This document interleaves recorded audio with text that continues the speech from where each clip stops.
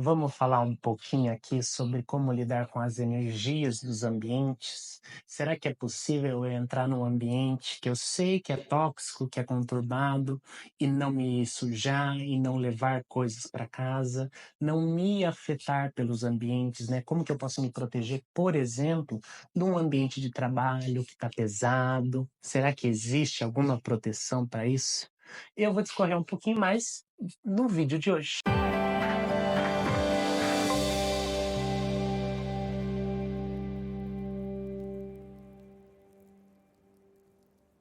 Bem-vinda, bem-vindo aqui no meu canal, Matheus Pessoa aqui falando, né? Como você viu na vinheta de abertura.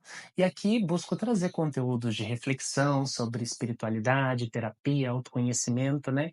E hoje a gente vai pesar um pouquinho mais para o lado dos campos psíquicos e espirituais, para falar de ambientes de uma forma mais ampla, né? De uma forma mais profunda da sua relação com os ambientes. Para isso, a gente tem que primeiro, um conceito muito importante que eu quero trazer aqui para vocês, é de entender que o que determina a condição de um ambiente, o ambiente de um ambiente, que eu ia dizer, né? Mas a característica energética de um ambiente, dentro dos conhecimentos esotéricos, né? O que sustenta a energia de um ambiente são as pessoas que o frequentam.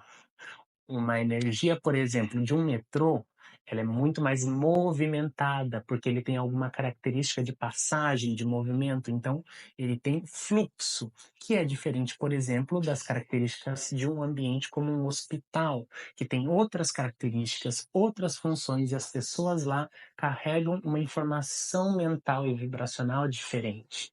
Então, as pessoas e o objetivo que elas colocam naquele lugar é o que gera muitas vezes o campo daquele lugar, né? A energia, o estado vibracional daquele lugar. Então está muito atrelado a quem convive, por que convive, quais os objetivos dali, né?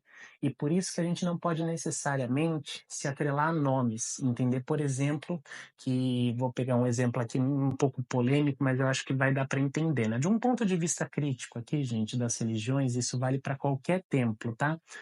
Templos religiosos, seja evangélico, umbandista, do judeu, islâmico. A gente entende até então que, por ser religioso, deveria ser um ambiente bacana energeticamente, certo? Porque ele está em prol de algo divino e não necessariamente. Por quê?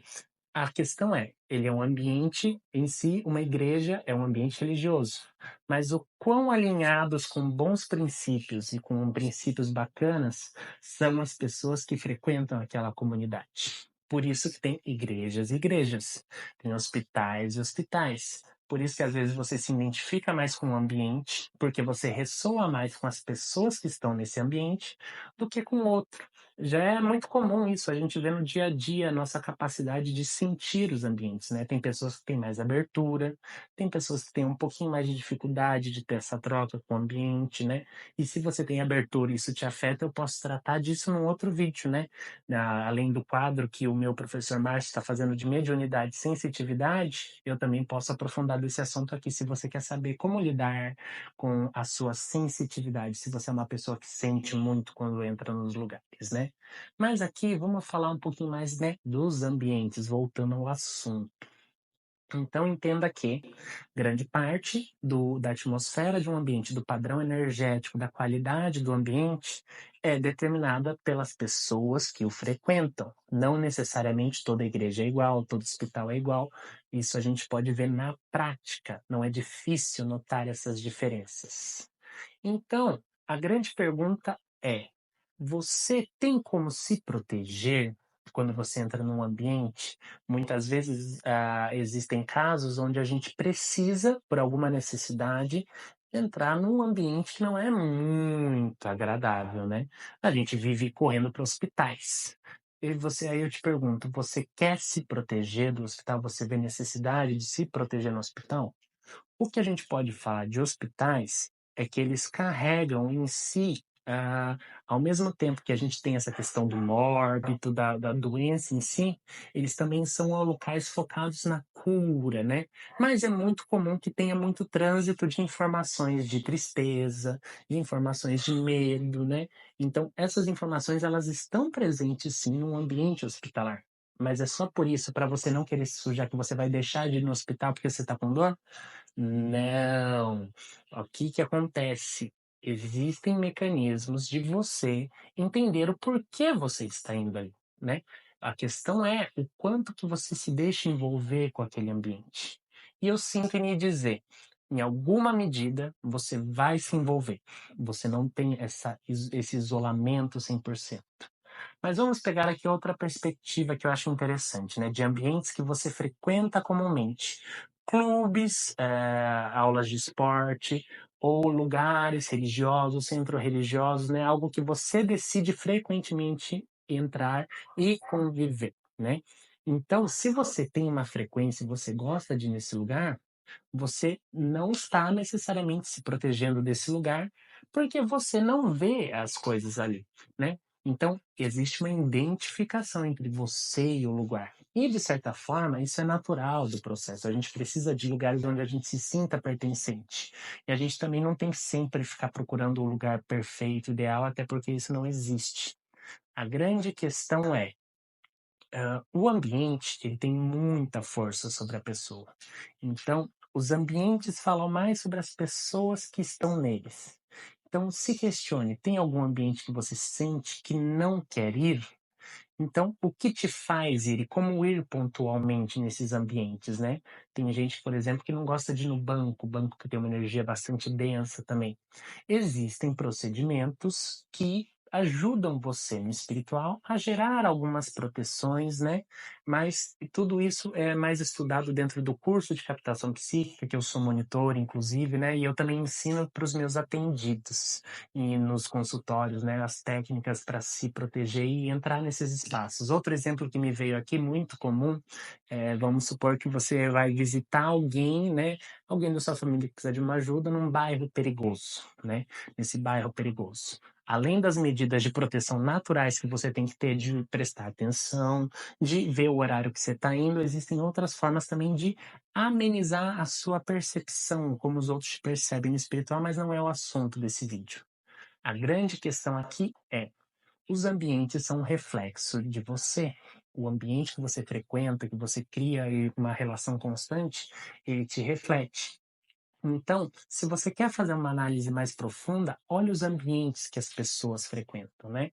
E tenha uma autocrítica de perceber quais que são as minhas questões nesse ambiente aqui, especificamente, né? Sei lá, pega um lugar que você vai, né? Qual que é a minha relação com esse ambiente? Onde que está a minha relação?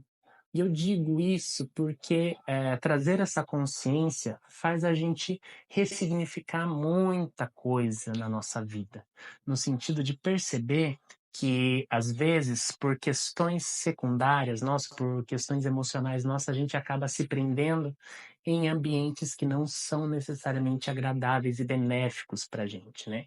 A gente acaba se atrelando a lugares de uma forma que estão nos prejudicando. E a partir do momento que a gente está nesse lugar, a gente não tem mais, de uma certa frequência, a gente não tem mais força. Isso se aplica muito a relações de trabalho. Um ambiente de trabalho tóxico não tem proteção que vá te proteger se você está indo nele segunda a sexta. Você vai, de alguma forma, reverberar alguma coisa desse ambiente. Seja o campo do chefe mandão, seja o campo daquela funcionária invejosa. Você, nesse meio, você não tem nenhuma proteção definitiva.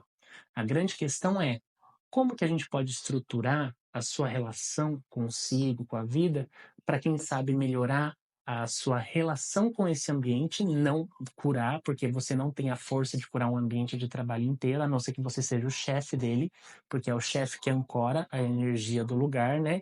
Mas também você, o que que te impede de fazer a mudança? Como que você pode estruturar uma mudança de ambiente que não está te fazendo mais bem, né? Então, entenda que ambientes são definidos pelas pessoas que o frequentam. Então questione um pouquinho, que ambientes eu frequento? Quem são as pessoas que estão nele? Por que que eu frequento? O que que ali é benéfico? O que que ali para mim eu posso não necessariamente me envolver tanto, sabendo que de algum envolvimento sempre vai ter, né? E se você quiser saber um pouco mais sobre proteções dos ambientes, etc, ambientes mais pesados, né? Nem falei de cemitério aqui, gente. Nossa, falar de cemitério tem tanta mística, tanto medo envolvido. Se você quiser que eu grave um vídeo sobre isso, me deixa aqui nos comentários para eu saber.